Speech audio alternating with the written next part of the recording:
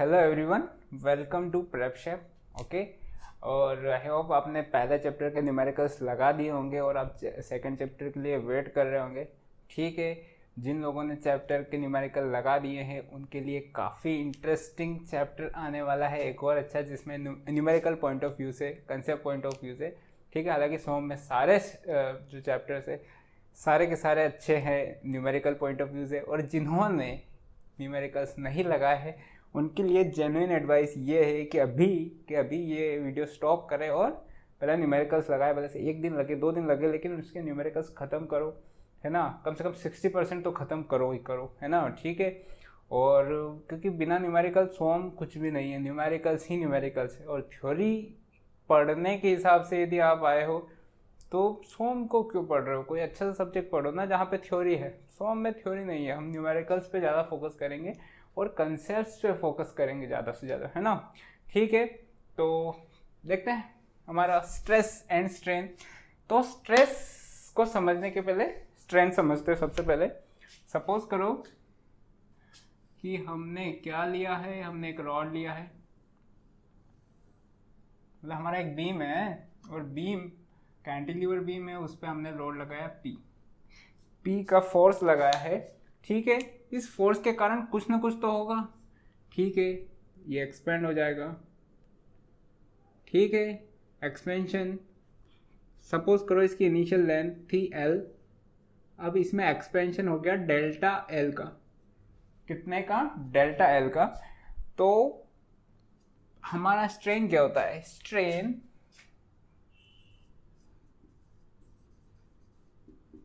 Equals to change in length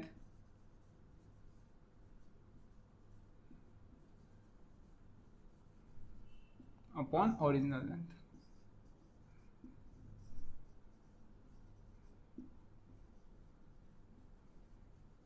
ठीक है, तो यहाँ पे कितने का चेंज आया? डेल्टा एल का चेंज आया। ठीक है, डेल्टा एल का चेंज आया। डेल्टा एल का चेंज आया कितने? उसकी ओरिजिनल लेंथ पे था, एल पे, तो ये हमारा हो गया स्ट्रेन, है ना, स्ट्रेन हो गया। ठीक है, तो हमारे पास क्या हुआ? सबसे पहले हमने लोड लगाया जो कि एक्सटर्नल है, फिर लोड के कारण हमारा स्ट्रेन आया। ठीक है, एक्सपेंशन वगैरह कुछ भी आया। इस स्ट्रेन को रेजिस्ट करने के लिए अंदर अंदर कुछ ना कुछ तो हुआ। ठीक है, वो जो भी है जो इस स्ट्रेन को रेजिस्ट कर रहा है, मतलब इसको इलोंगेट नहीं होने दे रहा या कंप्रेस नहीं होने दे रहा, उसको हम बोलते हैं स्ट्रेस। ठीक है, स्ट्रेस समझ में आ रहा है? क्यों? स्ट्रेन को रेजिस्टेंस दे रहा है या स्ट्रेन को रेजिस्ट कर रहा है तो हमारा स्ट्रेस हो रहा है। और स्ट्रेस क्यों आ रहा है? इंटरनल फोर्सेस के कारण, है ना। तो हमारा स्ट्रेस क्या होता है? Internal resistance due to external forces. ठीक है, हमारा ये हो जाता है। अब हमने अभी जब बेसिक्स ऑफ मैकेनिक्स देखा था तो उसमें डिफरेंट टाइप्स ऑफ स्ट्रेसेस देखे थे। तो स्ट्रेस जो भी है वो प्रोड्यूस हो रहा है, वो किसी ना किसी फोर्स के कारण होगा। हम फोर्स को इधर उधर चेंज करते रहेंगे और हमारे टाइप्स ऑफ स्ट्रेसेस आते रहेंगे। ठीक है ना। तो सबसे पहले स्ट्रेस की डेफिनेशन लिख लो कि stress is the internal resistance offered by a body against deformations, है ना। और stress occurs if strain is resisted। जब भी स्ट्रेन को रेजिस्टेंस मिलेगी तभी स्ट्रेस हमारा occur होगा। ठीक है, और यदि ऐसी कोई सी कंडीशन बने जहां पे हमारा स्ट्रेन, मतलब हमारी बॉडी फ्री टू इलोंगेट है, मतलब उसको अंदर से बॉडी रेजिस्टेंस प्रोवाइड ही नहीं कर रही, तो स्ट्रेस विल बी जीरो। ठीक है, तो डिफरेंट टाइप्स ऑफ स्ट्रेसेस देखते हैं। उसके लिए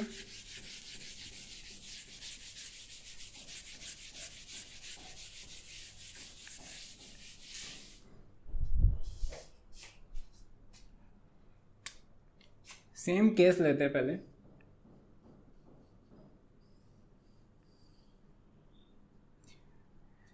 यदि ये हमारा कैंटिलीवर बीम है और इसका जो एक्सियल एक्सिस है वो ये है, इस एक्सियल एक्सिस पे यदि हमने लोड लगाया इस वाले पॉइंट पे ऐसा P का, यहाँ पे एक एरिया होगा। कैसा होगा एरिया? 3D बनाऊं मैं?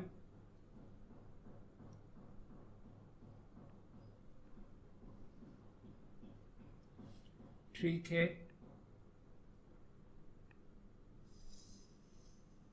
डायग्राम्स देखते रहना है ना। डायग्राम्स मेरे है ना बहुत ही ज़्यादा कॉम्प्लिकेटेड डायग्राम बनेंगे मेरे, क्योंकि अच्छे से बनाने की आदत नहीं है। ठीक है, ये यहाँ पे सेंटर है दोनों साइड से इसका, तो इस वाले पॉइंट पे हमने क्या लगाया?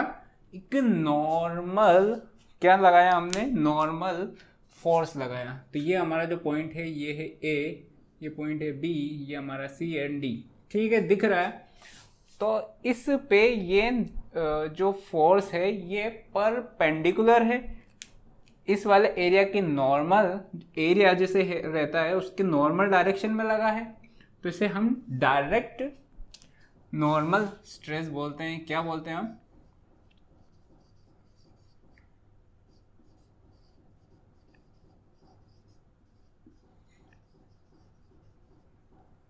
ठीक है, डायरेक्ट नॉर्मल स्ट्रेस हमारा क्या हो जाएगा? P by area. ठीक है, P बाई एरिया समझ में आया? P by area. यदि इसका देखें हम, इस वाले फोर्स का वेरिएशन देखें, तो सपोज करो यहाँ पे हमने एक सेक्शन लिया, तो सेक्शन लेने के बाद ये हमारा कट जाएगा, ये पोर्शन आगे का, ये पोर्शन जब तक बॉडी को काटेंगे नहीं अंदर का कुछ दिखेगा नहीं। ठीक है, तो हमने P का इधर से ये जो एक्सटर्नल फोर्स है तो अंदर यहाँ पे कुछ आया होगा P। ठीक है, और उस एरिया पे ये हमारा सेक्शन है तो इधर भी इक्वल एंड अपोजिट। ठीक है, और ये हमारा रेजिस्टेंस। ठीक है, तो यहाँ पे एरिया पे यदि इसका वेरिएशन हम चेक करें,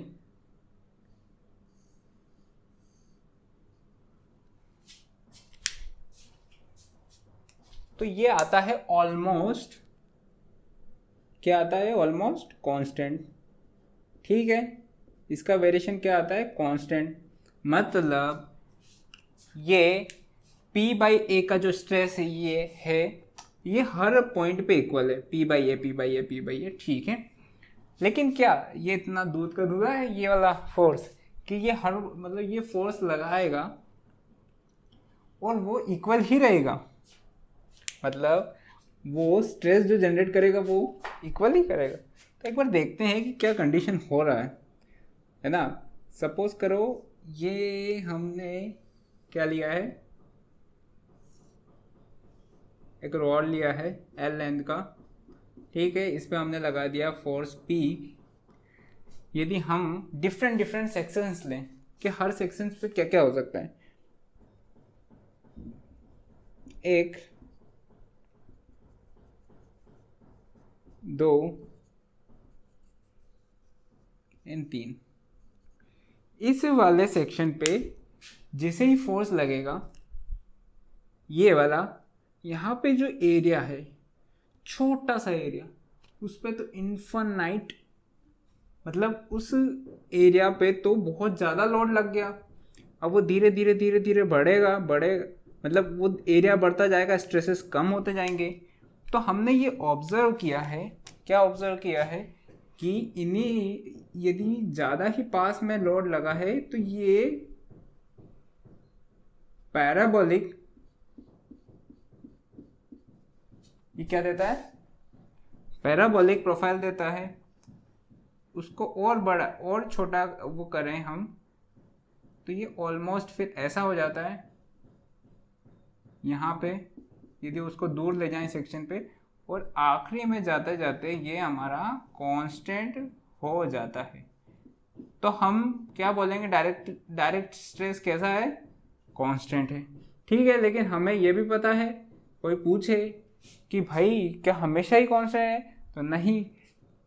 ठीक है, हमारे पास यहाँ पे ये पैराबोलिक होता है और ये कितने का है? ये सेंट वेनेंट की थ्योरी है। कौन से? सेंट वेनेंट की थ्योरी है। उन्होंने बोला था कि यहाँ पे ये थोड़ा सा पैराबोलिक भी रहता है। तो डायरेक्ट स्ट्रेस किसके कारण जनरेट हुआ? नॉर्मल फोर्स के कारण, है ना? ठीक है, direct normal stress direct force के कारण जो कि नॉर्मली लगा है। ठीक है,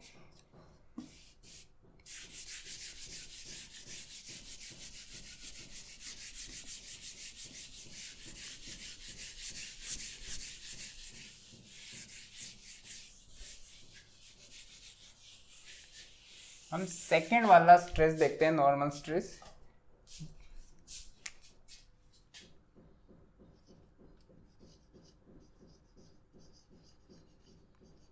कौन सा है? Bending normal stress. नाम से पता चल रहा है कि इसमें बेंडिंग हो रही है। बेंडिंग क्यों होती है? मूवमेंट के कारण होती है। तो नॉर्मल स्ट्रेस और मूवमेंट समझ में नहीं आ रहा है यार कि ये क्या होता है, ये क्या होता है ना?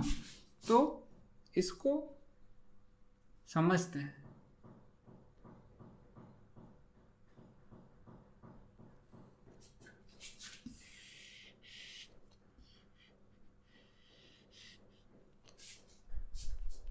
इसको समझने के पहले हमें थोड़ा सा एक बॉडी के बारे में समझना पड़ेगा, इसके बारे में। ठीक है, यदि हम बचत चल रही है यहाँ पे डायग्राम की, ठीक है, यदि हम एक नॉर्मल फोर्स P का यहाँ पे इस वाले पॉइंट ऐसा और इस वाले पॉइंट पे ऐसा लगा दे,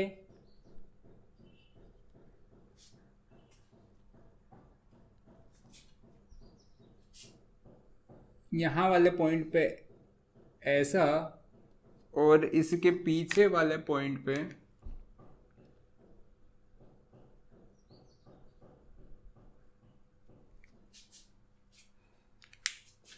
यहाँ वाले पॉइंट पे ऐसा यदि लगा दें तो नॉर्मल फोर्स दिख रहा है।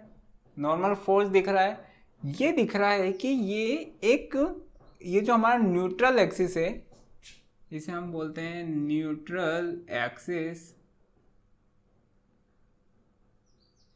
ये जो हमारा NA है, न्यूट्रल एक्सिस से एक ई सेंट्रिक डिस्टेंस पे लगा है। पहले वाला को सेंट्रिक मतलब को इसेंट्रिक, मतलब वो सेंटर से पास हो रहा था।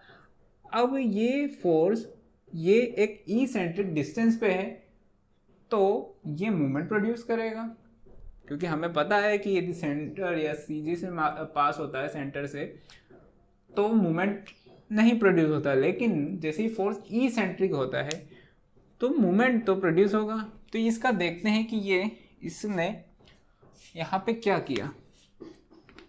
ठीक है, 3D में दिख रहा है ना, तो इसको मैं 2D में बनाता हूँ अच्छे से।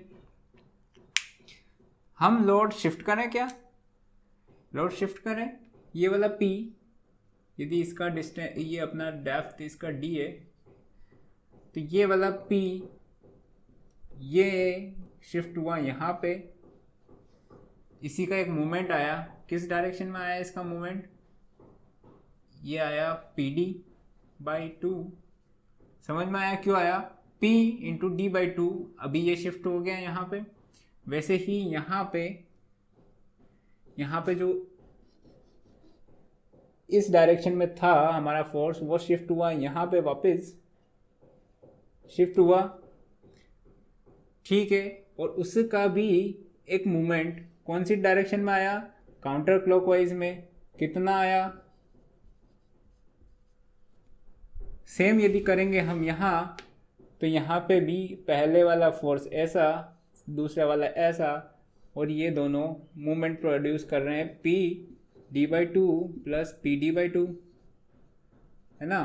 तो इससे हमें पता चला कि हमारा मूवमेंट और कुछ नहीं, क्योंकि ये दोनों तो कैंसिल हो गए, ये दोनों तो P का लेफ्ट P का राइट मान लो, P का राइट P का लेफ्ट 0 हो गया, ठीक है।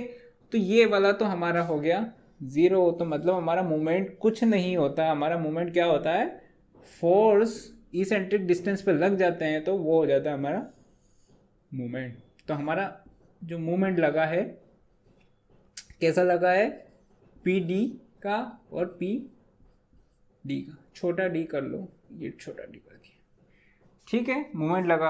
अब ये मूवमेंट किससे के अबाउट लगा है, इस न्यूट्रल एक्सिस के अबाउट, तो ये कुछ ना कुछ तो करेगा। क्या करता है मूवमेंट हमारा, न्यूट्रल एक्सिस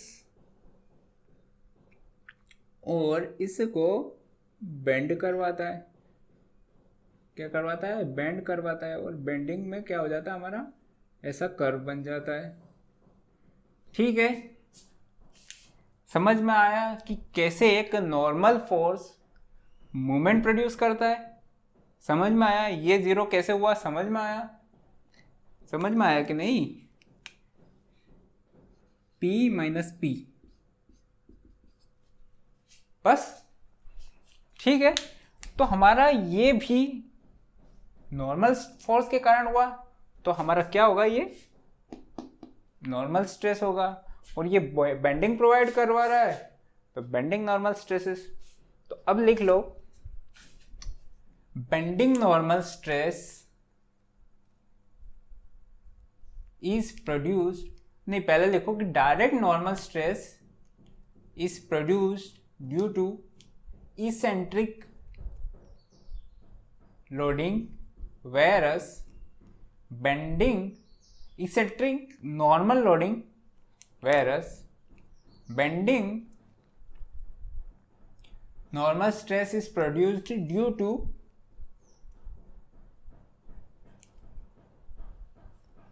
हटाओ पहला वाला को इसेंट्रिक लोडिंग, वेरस है ना कि direct normal stress is produced due to co-eccentric normal loading, whereas bending normal stress is produced due to eccentric normal loading। तो हमें पता चल गया कि नॉर्मल स्ट्रेस नॉर्मल फोर्स के कारण ही आएगा, भले से वो बेंडिंग नॉर्मल स्ट्रेस हो, डायरेक्ट नॉर्मल स्ट्रेसेस हो, ठीक है, दिख रहा है यहाँ पे। उसके बाद हमें यहाँ दिख रहा है कि यार ये जो यदि ये हमारा सेक्शन था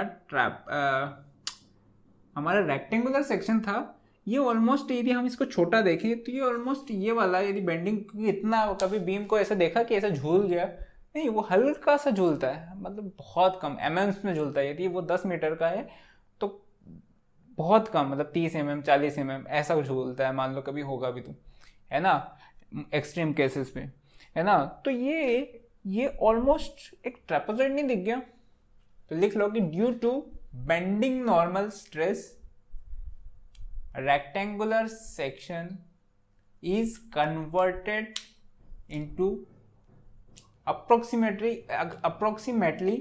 converted into trapezoidal section।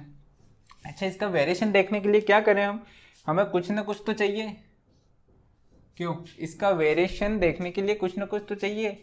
तो हमारे पास एक इक्वेशन है sigma by y m by I equals to E by R, ये हमारे पास एक बेंडिंग की इक्वेशन है। यहाँ पे m बेंडिंग मोमेंट है, I मोमेंट ऑफ इनर्शिया है, y क्या है, y सेंट्रोइडल एक्सिस हमारा na na से डिस्टेंस है अप या डाउन, ठीक है, ये हमारा यंग्स मॉड्यूलस है, और r हमारा रेडियस ऑफ कर्वेचर है, किसका, यदि ये हमारा एक कर्वेचर बना तो इसका कहीं ना कहीं तो एक रेडियस बनेगा, यहाँ पे सेंटर के अबाउट ऐसा रेडियस बनेगा, तो ये वो है। अभी मैं ये बता रहा हूँ, डायरेक्टली बता रहा हूँ, आगे जाके हमारा इसी इक्वेशन पे पूरा चैप्टर है, तो इससे हमें कुछ पता चल रहा है यार, इसमें यदि हम सिग्मा जो कि हमारा नॉर्मल स्ट्रेस है, सिग्मा को देखें तो sigma equals to m by I into y. एक सेक्शन पे बेंडिंग मोमेंट तो कांस्टेंट है, उस सेक्शन का आई कांस्टेंट है, चेंज हो रहा है वाई किस डिग्री में, 1 डिग्री, मतलब लीनियर वेरिएशन। अच्छा, तो मतलब ये जो बेंडिंग, ये जो हमारा नॉर्मल फोर्सेस लगे हैं ये बेंडिंग प्रोवाइड करते हैं, उससे जो बेंडिंग स्ट्रेस का जो डिस्ट्रीब्यूशन होता है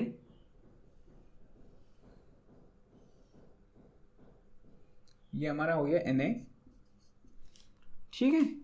तो ये तो लीनियर हो गया यार। कैसा लीनियर हो गया कि यदि हम टेंशन को या कंप्रेशन को, अभी चलो ज़्यादा कंफ्यूज नहीं होते हैं, कंप्रेशन को यदि नेगेटिव माने और टेंशन को प्लस माने तो यार ये लीनियरली ऐसे वेरी कर रहा है। और जहाँ y0 होता है, y0 कहाँ होता है हमारा, न्यूट्रल एक्सिस पे होता है, ठीक है। तो यहाँ पे ये अभी प्लस माइनस मत लिखो अंदर, तो ये वेरी कर रहा है ऐसे, है तो इसका लीनियर वेरिएशन। ये क्या है हमारा, वेरिएशन ऑफ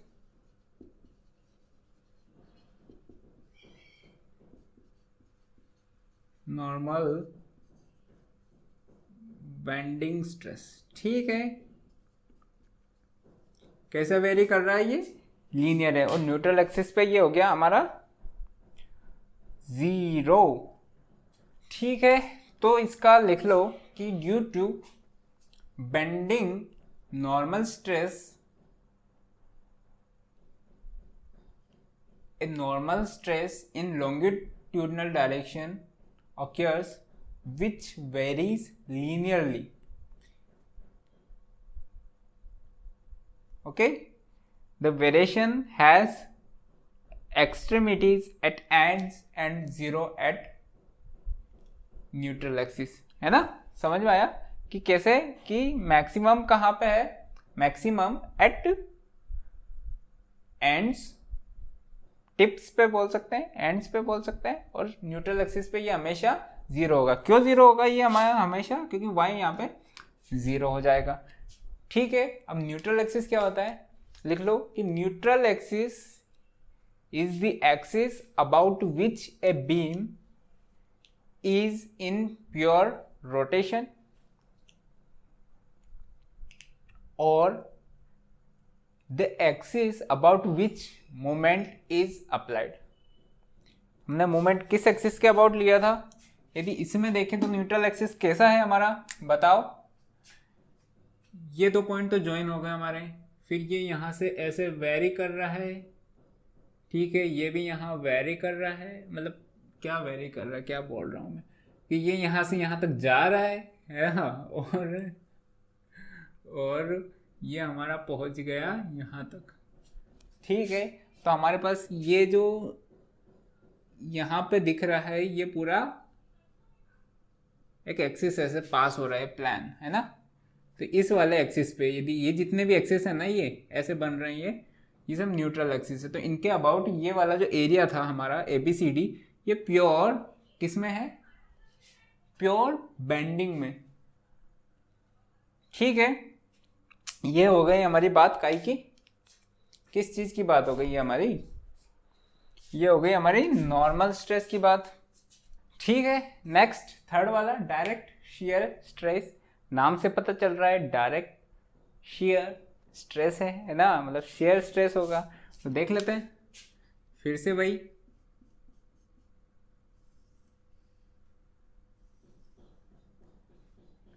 हमने लोड लगाया ऐसा P का, तो एक हमारा सेक्शन बना। अच्छा ये P कहाँ लगा है, सोच लो पहले, फिर मैं बना रहा हूँ। ये P कहाँ लगा है, मतलब उस एरिया के कौन से पॉइंट पे, AB के बीच में, CD के बीच में, DC के बीच में, किसके बीच में लगा है, सोच लो जल्दी से सोच लो। या फिर किसी पॉइंट पे लगा है, A पॉइंट पे, B पॉइंट पे, C पॉइंट पे, D पॉइंट पे, किस पॉइंट पे लगा है, सोच लो जल्दी। अरे गलत भी सोच लोगे तो मैं मारने थोड़ी आ जाऊंगा उधर, सोचने में क्या जाता, बोल दो एक पॉइंट, अक्कड़ बक्कड़ बम्बे वो कर लो, ठीक है। कर लिया अक्कड़ बक्कड़ बम्बे वो, मैं भी कर लेता हूँ A बी सी डी, है ना, थोड़ा बड़ा लिख रहा हूँ, मतलब बहुत सारे लोग डबल वेट रेस वगैरह के लिए, है ना। तो हमारा अब क्या है, शेयर स्ट्रेस है, तो फोर्स भी लगेगा, कौन सा लगेगा, शेयर फोर्स, किस वाले पॉइंट पे लगेगा, डायरेक्ट है तो सेंटर पे तो लगेगा ही लगेगा, तो क्या यहाँ पे लगा, ये जो एक्सिस है हमारा, ये जो बन रहा है, कौन सा एक्सिस है ये, वाई वाई है क्या, इस पे लगा है, ए और बी के बीच में, जो इस पॉइंट से पास हो रहा है, ठीक है। इसके कारण एक शेयर फोर्स जनरेट होगा सेक्शन पे, ठीक है। इसके कारण एक शेयर फोर्स जनरेट होगा, किस डायरेक्शन में जनरेट होगा, कितने का होता है ये, पॉजिटिव या नेगेटिव, बताओ, अब तो याद है यार, उस side down, right side down is positive, ठीक है। तो यदि हम इसी को मान लो कि ये हमारा ऐसा चल रहा है यार, कोई दिक्कत नहीं, नहीं ये ऐसा है, ठीक है, P। तो इससे यहाँ पे शेयर फोर्स जनरेट हुआ, शेयर फोर्स के कारण क्या आया, शेयर स्ट्रेस जनरेट हुआ, शेयर स्ट्रेस का जनरेट होने के इस वाले सेक्शन पे हम वेरिएशन देखें तो उसके लिए हमारे पास क्या है, हमारे पास एक इक्वेशन है, वहां पे S is shear force, A is area, किसका एरिया, जो रेजिस्टिव एरिया है उसका एरिया, Y बार इज जो एरिया है,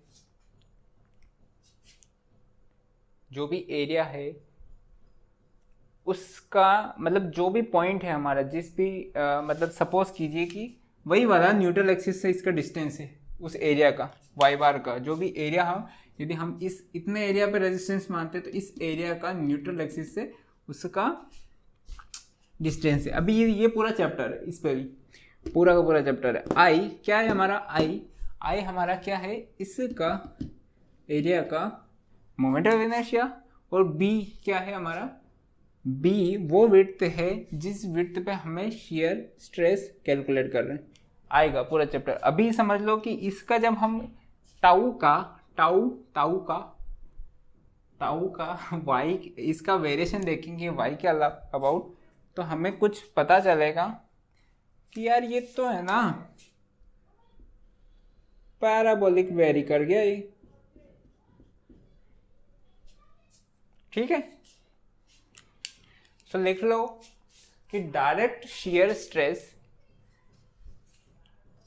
occurs due to coeccentric shear force and it varies parabolically along the axis, ठीक है, समझ में आया। फोर्स ने यहाँ पे shear force लाया, shear force ने यहाँ पे कैसा वेरिएशन दिया, पैराबोलिक।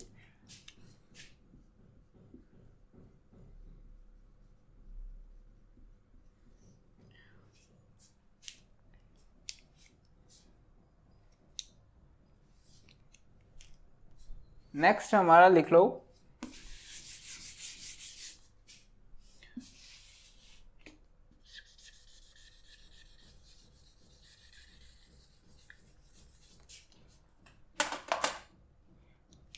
फोर्थ इज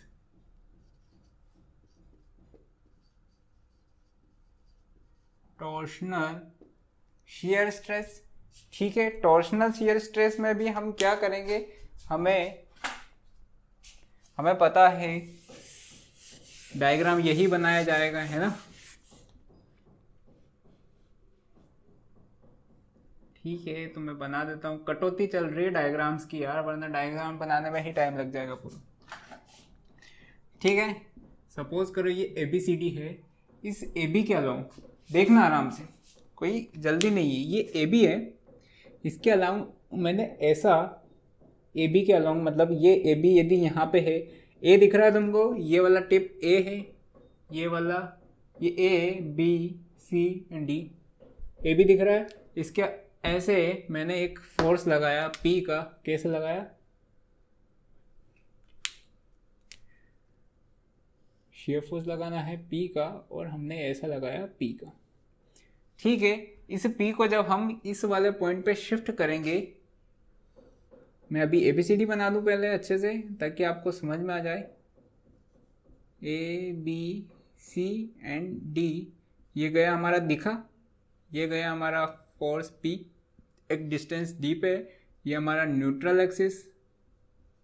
ठीक है, यदि इस P को हम यदि शिफ्ट करें यहाँ पे, सोचना ये P गया हमारा इस वाले पॉइंट पे गया इस डायरेक्शन में, इसका एक मूवमेंट गया, किस डायरेक्शन में मूवमेंट गया इसका, इस डायरेक्शन में। कौन सी डायरेक्शन है ये, क्लॉकवाइज है ना। PD/2 तो शिफ्ट हो गया हमारा, ये हटा दूं मैं। आप दूसरा डायग्राम बनाना है इसके बाद, सेकंड, ये भी शिफ्ट हो गया और इसका भी एक मूवमेंट लग गया यहाँ पे, सेम PD/2। ठीक है, ये मूवमेंट का किसके अबाउट लगा है, ये सोच लो जल्दी से। 3 ऑप्शन है, अक्कड़ बक्कड़ बम्बे को कर लो। जब इसको हम देखेंगे, हमारा ABCD जो है ये वाला है ABCD, इसको ये रोटेट करवा रहा है, मतलब किसके अबाउट रोटेट करवा रहा है, यहाँ पे इसके अबाउट, मतलब हमारा लॉन्गिट्यूडनल एक्सिस के अबाउट रोटेशन प्रोवाइड करवा रहा है। समझ में आया है ना, इनमें तो कंफ्यूजन नहीं आना चाहिए। मैंने इतनी बार, कंफ्यूजन आ भी जाए तो खुद से सोचो कभी दिमाग में, तो अपने आप आ जाएगा। तो ये हमारा जो PD/2 मतलब ये हमारा हो जाएगा टोटल, ये हो जाएगा 0 और ये हो जाएगा PD। ठीक है, ये PD कैसा लग रहा है, ऐसा। ठीक है, तो ये जो लॉन्गिट्यूडनल एक्सिस के अबाउट जो हमने मूवमेंट पढ़ा था, इसी को टॉर्शन बोलते हैं हम। तो इसके कारण एक शियर स्ट्रेस प्रोड्यूस होगा, होगा कि नहीं होगा, होगा, बिल्कुल होगा, है ना। तो उसकी इक्वेशन होती है हमारी T, पहले तो लिखो tau by R equals to T by IP G theta by L, जहां पे हमारा ये टाउ है, टाउ, ये R न्यूट्रल एक्सिस से इसका डिस्टेंस होगा। अभी मैंने ये कौन सा बनाया है, रेक्टेंगुलर सेक्शन, लेकिन टॉर्शन में सिलेबस में हमारे पास सिर्फ और सिर्फ कौन सा है, सर्कुलर। ठीक है ना, हम पहले ही अज्यूम कर देंगे कि खत्म करो झंझट। ठीक है, फिर R, फिर ये जो T है ये हमारा टॉर्शन है, क्या है, PD। ये IP क्या बताया था मैंने कि बहुत सारे मोमेंट ऑफ इनर्शिया हो सकते हैं, तो हमें यदि एक ऐसा है जो उसे पोलर मोमेंट ऑफ इनर्शिया कहते हैं, बाकी सब मोमेंट ऑफ इनर्शिया है, तो वो एक ही जो है वो स्पेसिफिकली हम एक को चुन पा रहे हैं, इसलिए उसको पोलर उसका नाम वो दे दिया, वरना हम नहीं देते। तो ये हमारा क्या है, polar moment of inertia. G क्या है हमारा, शेयर मॉड्यूलस है, थीटा क्या है, रोटेशन है, और L लेंथ क्या है, उसकी लेंथ है ना। ठीक है, तो हमारा समझ में आ गया। IP पता है ना आपको, IP IZZ equals to IXX plus IYY। अब XYZ यदि कंफ्यूज कर दिया तो फिर सब कुछ गलत हो जाएगा, इसलिए मैंने बताया था कि दो परपेंडिकुलर एक्सिस कौन से वाले, लॉन्गिट्यूडनल एक्सिस इक्वल्स टू दो परपेंडिकुलर एक्सिस कोई से भी। ठीक है, longitudinal axis IZZ equals to दो परपेंडिकुलर एक्सिस। ठीक है, तो जब हम इससे वेरिएशन देखते हैं, हम जब इससे वेरिएशन देख ही लेते हैं, तो हम ये जो दो इक्वेशन है, ये रिलेशन है, इससे देखते हैं। तो T हमारा ये टॉर्शन उस सेक्शन पे कांस्टेंट है, IP जो है उस सेक्शन का कांस्टेंट है, इसे क्या है, पोलर मोमेंट ऑफ इनर्शिया बोलते हैं। ये R, जैसे जैसे R बढ़ेगा, जैसे जैसे R बढ़ेगा, हमारा सेक्शन पे शियर स्ट्रेस बढ़ता जाएगा। तो हमने क्या किया, हमने इसका वेरिएशन, इसकी समझ में आया ना, लीनियर है, 1 डिग्री है। ठीक है, तो इसका वेरिएशन हमारा कैसा बन जाएगा,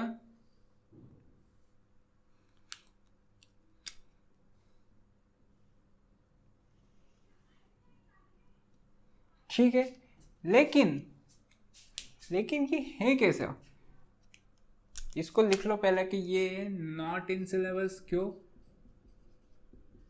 ये सिर्फ समझाने के लिए है, डायग्राम अच्छा बनता है। मैं बताता हूँ कौन सा हमारे सिलेबस में। सपोज करो ये वाला हमारे सिलेबस में, ठीक है। तो इसके अबाउट ऐसा मूवमेंट लगा टी का, है ना। तो ये मूवमेंट किसके अबाउट लगा, ये वाले एक्सिस के अबाउट। तो ये हर जितनी भी यहाँ पे लेयर्स बन रही है, ऐसी ऐसी ऐसी, सब पे एक क्या कर रहा है, शेयरिंग प्रोड्यूस कर रहा है। यदि हमारी लेयर देखें, एक ये लेयर है तो इसके अंदर जो यहाँ पे लेयर बन रही है इस पे शेयरिंग, इसके ऊपर लेयर है तो इन पे शेयरिंग, मतलब ये सरकमफ्रेंस डायरेक्शन में शेयर प्रोड्यूस कर रहा है ना। तो हमें समझ में आ गया कि ये जो टॉर्सनल शेयर स्ट्रेस है इसका वेरिएशन होता है लीनियर, कैसा, लीनियर, ठीक है। और ये कैसे किसके अलोंग होता है, सरकमफ्रेंस डायरेक्शन के अलोंग। तो लिख लो कि torsional shear stress is produced due to eccentric shear force। shear force में कंफ्यूज मत होना है कि ये वाला shear force कैसे हो गया। मैंने बताया था कि ट्रांसवर्स डायरेक्शन होनी चाहिए। जनरली हम ये वाले बोलते हैं shear force के लिए, लेकिन वो वाला भी shear force ही है। यदि इस डायरेक्शन में भी लगा है, मतलब यदि यहाँ पे भी shear force है, इधर भी shear force है, लॉन्गिट्यूडिनल के रेफरेंस एक्सिस के जो भी ट्रांसफर डायरेक्शन है वो shear force, ठीक है। तो ये हो गया, है ना। और it produce concentric shear stress, it produce circumferential shear stress, okay।